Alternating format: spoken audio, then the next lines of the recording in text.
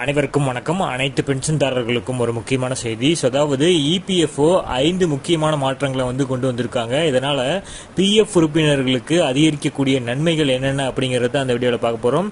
இந்த வீடியோவை ஸ்கிப் பண்ணாம கடைசி வரைக்கும் பாருங்க. நம்ம சேனலை சப்ஸ்கிரைப் பண்ணாதவங்க பண்ணி வச்சுங்க. நம்ம சேனல்ல சென்ட்ரல் மற்றும் ஸ்டேட் கவர்மெண்ட் சம்பந்தமான ஆல் அப்டேட்ஸ் போட்டுருவோம். அது மட்டும் இல்லாம பென்ஷன் சம்பந்தப்பட்ட முக்கியமான அறிவிப்புகளும் இருக்கும். மறக்காம சப்ஸ்கிரைப் பண்ணிருங்க. வாங்க வீடியோக்குள்ள போலாம். ஃபர்ஸ்ட் ஆஃப் ஆல் பார்த்தீங்கன்னா, நாட்டில் ஒழுங்கமைக்கப்பட்ட தனியார் துறையில் பணிபுரியும் 7 கோடிக்கும் மேற்பட்ட உறுப்பினர்களை கொண்ட ஊழியர் வருங்கால வைப்பு நிதி அமைப்பு இந்த ஆண்டு கொள்கை ரீதியாக சில முக்கிய சீர்திருத்தங்களை அறிமுகப்படுத்தியுள்ளது. இபிஎஃப்ஓ செய்துள்ள இந்த மாற்றங்களின் நோக்கம் இபிஎஃப்ஓ உறுப்பினர்களின் செயல்முறைகளை எளிதாக்குவது, அதிக வெளிப்படைத்தன்மையை கொண்டு வருவது மற்றும் உறுப்பினர்களுக்கு டிஜிட்டல் ரீதியான செயல்முறைகளில் அதிகாரம் அளிப்பது ஆகியவை ஆகும். 2025ஆம் ஆண்டில் இபிஎஃப்ஓவின் மூலம் செய்யப்பட்ட 5 மிக முக்கியமான மாற்றங்களை பற்றி தான் இந்த வீடியோவில் நம்ம பார்க்க போறோம். அதில் ஃபர்ஸ்ட் பார்த்தீங்கன்னா ப்ரொஃபைல் அப்டேட், அதாவது சுய விவரம் புதுப்பிப்பு மிகவும் எளிதாகிவிட்டது. அதில் இபிஎஃப்ஓ இப்போது சுய விவரங்களை புதுப்பிக்கும் செயல்முறைகளை முன்னெப்போதும் இல்லாத வகையை விட தற்போது எளிமைப்படுத்தியிருக்காங்க. அதாவது உங்களோட யுஏஎன் நம்பரை ஆதார் எண்ணுடன் இணைக்கப்பட்டிருந்தால் இப்போது உங்கள் பெயர், பிறந்த தேதி, பாலினம், தேசியம் மற்றும் பெற்றோரின் பெயர், திருமண நிலை, வாழ்க்கை துணையின் பெயர் மற்றும் வேலையை தொடங்கிய தேதி போன்ற விவரங்களை எந்த ஆவணங்களும் இல்லாமல் ஆன்லைனில் புதுப்பிக்கலாம். இருப்பினும் அக்டோபர் 1, 2017க்கு முன்பு யுஏஎன் உருவாக்கப்பட்ட உறுப்பினர்கள் சில சந்தர்ப்பங்களில் தங்கள் நிறுவனத்தின் ஒப்புதலை பெற வேண்டியிருக்கும். ரெண்டாவது ஆப்ஷன் பார்த்தீங்கன்னா, வேலை மாறும்போது பிஎஃப் பரிமாற்றம் இப்போது தொந்தரவு இல்லாமல் செய்யப்படும். அது எப்படின்னா, முன்பு வேலை மாறும்போது பார்த்தோம்னா பிஎஃப்ஐ மாற்றுவது ஒரு நீண்ட மற்றும் சில நேரங்களில் தொந்தரவான செயல்முறையாக இருந்தது. முதலாளி அல்லது நிறுவனத்தின் ஒப்புதல் இல்லாமல் வேலையை செய்ய முடியாது. ஆனால் இப்போது ஜனவரி 15, 2025 முதல் இந்த செயல்முறை மிகவும் எளிதாக்கப்பட்டுள்ளது. இப்போது பெரும்பாலான சந்தாதாரர்களின் பிஎஃப் பரிமாற்றத்திற்கு பழைய அல்லது புதிய நிறுவனத்தின் ஒப்புதல் தேவையில்லை. இதன் காரணமாக எளிய முறையிலும் வேகமாகவும் பிஎஃப் பணத்தை புதிய கணக்கிற்கு மாற்ற முடியும்.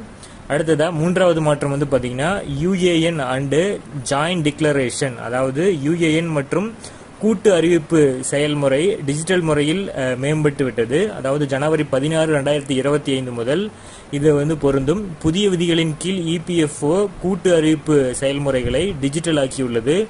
உங்கள் யுஏஎன் ஆதாருடன் இணைக்கப்பட்டிருந்தால் அல்லது ஆதார் ஏற்கனவே சரிபார்க்கப்பட்டிருந்தால் நீங்கள் கூட்டு அறிவிப்பை ஆன்லைனில் சமர்ப்பிக்கலாம். ஆனால் உங்கள் யுஏஎன் இன்னும் உருவாக்கப்படவில்லை என்றால், ஆதார் இணைக்கப்படவில்லை அல்லது சம்பந்தப்பட்ட உறுப்பினர் இறந்துவிட்டால் அத்தகைய சந்தர்ப்பங்களில் இந்த பிசிக்கல் படிவத்தினை சமர்ப்பிக்க வேண்டியது கட்டாயமாகும்.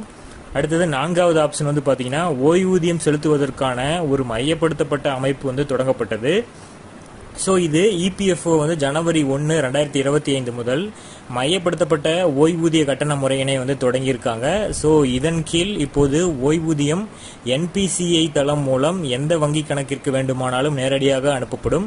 முன்னதாக ஓய்வூதியம் செலுத்துவதற்காக பிபிஓக்கள் இந்த பிராந்திய அலுவலகத்தில் இருந்து மற்றொரு பிராந்திய அலுவலகத்திற்கு மாற்றப்பட வேண்டியிருந்தது. இதனால் தாமதம் ஏற்பட்டது. இப்போது இந்த செயல்முறை முற்றிலுமாக ரத்து செய்யப்பட்டுள்ளது. இதனுடன் புதிய பிபிஓ இப்போது கட்டாயமாக யுஏஎன் உடன் இணைக்கப்படும். இதனால் ஓய்வூதியதாரர்களுக்கும் டிஜிட்டல் வாழ்க்கை சான்றிதழை எளிதாக சமர்ப்பிக்க முடியும். அடுத்தது ஐந்தாவது பார்த்தீங்கன்னா, அதிக சம்பளத்தில் ஓய்வூதிய செயல்முறை தெளிவாகவும் வெளிப்படையாகவும் மாறியிருக்கு. அதாவது அதிக சம்பளத்தில் ஓய்வூதியம் பெற விரும்பும் ஊழியர்களுக்கு இபிஎஃப்ஓ இப்போது முழு செயல்முறைகளையும் தெளிவுபடுத்தியிருக்காங்க. இப்போது அனைவருக்கும் ஒரு சீரான முறை ஏற்றுக்கொள்ளப்படும். ஒரு ஊழியரின் சம்பளம் பரிந்துரைக்கப்பட்ட வரம்பை விட அதிகமாக இருந்தால் அவர் அதில் ஓய்வூதியம் பெற விரும்பினால் கூடுதல் பங்களிப்பை செலுத்துவதன் மூலம் அவர் இந்த வசதியினை பெறலாம்.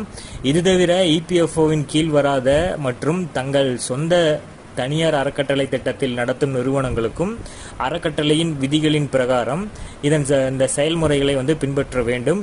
நிலுவையில் உள்ள பங்களிப்புகளை செலுத்துதல் மற்றும் இந்த ரெக்கவரி இப்போது வேறு வழியில் செய்யப்படும். இதனால் செயல்முறை மிகவும் வெளிப்படையாகவும் கண்காணிக்கக்கூடியதாகவும் இருக்கும். இந்த அனைத்து மாற்றங்களின் மூலம் இபிஎஃப்ஓ இனி ஒரு முதலீடு திட்டம் மட்டுமல்ல, நவீன மற்றும் டிஜிட்டல் முறையில் செயல்படுத்தப்பட்ட சேவையாக மாறியிருக்கு. ஸோ இபிஎஃப்ஓ தனது செயல்முறைகளை எளிதாகவும் வேகமாகவும் மேம்படுத்தி ஊழியர்கள் மற்றும் ஓய்வூதியதாரர்களுக்கு பெரும் நிவாரணத்தை வந்து அளிச்சிருக்காங்க.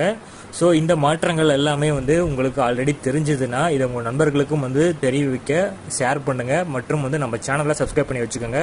இந்த தகவல்கள் அனைத்துமே உங்களுக்கு வந்து உடனடியாக வந்து சேரும். அதுபோக மத்திய அரசு மற்றும் மாநில அரசு ஊழியர்களுக்கான தகவல்களும் இந்த சேனலில் வந்து அப்டேட் பண்ணுவோம். ஸோ மறக்காமல் சப்ஸ்கிரைப் பண்ணிடுங்க. தேங்க்யூ. இபிஎஃப்ஓ செய்துள்ள இந்த மாற்றம்